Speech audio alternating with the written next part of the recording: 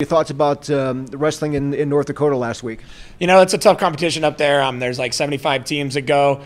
So there's a ton of teams up there, and it's very fierce, very competitive. A lot of those teams up in Minnesota, North Dakota, they all start wrestling high school in 7th grade. So they're 7th and 8th grade. By the time they're freshmen in high school, they're already 2 years seasoned. So that makes it real tough to wrestle those guys, and it just makes it a really tough competition.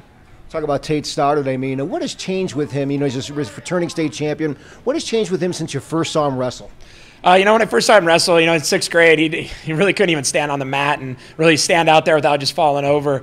He's come a long way. You know, all the summer work he's put in, all the time lifting and going to camps and getting more competition and getting mat time has just been valuable to him. And it's been a great process to watch him from the time he stepped on the mat till now. Same thing about Joe Taylor, about his progression over time here. Yeah, definitely. Joe's the same way. I mean, when I first came down here 7 years ago, you know, Joe was a great wrestler at the time, but he needed some developmental things, and we've done that. He's put the time in. I mean, there's a lot of days I would come down here in the summertime, and we'd have open mats, and he'd be down here for an hour on his own working, and I think that definitely showed already in the season when he's beat some tough kids already on.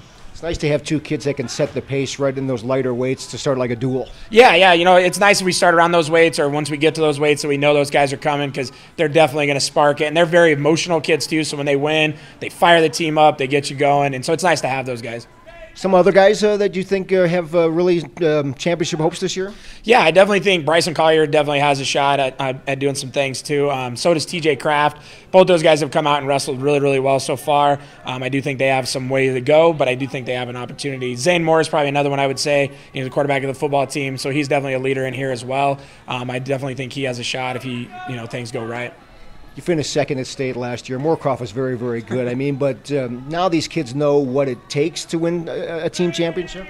Yeah, you know, we talk a lot about it last year. You know, we wanted to win state, and I think we put a little too much emphasis on that last year. So this year we kind of backed off, and we're worried about that. But at the same time, we're worrying week to week more this year and trying to focus on getting better every day, every time we're in the room, every time we're on the mat, just trying to focus on the little things so then hopefully by the end of the season we can focus on that main goal.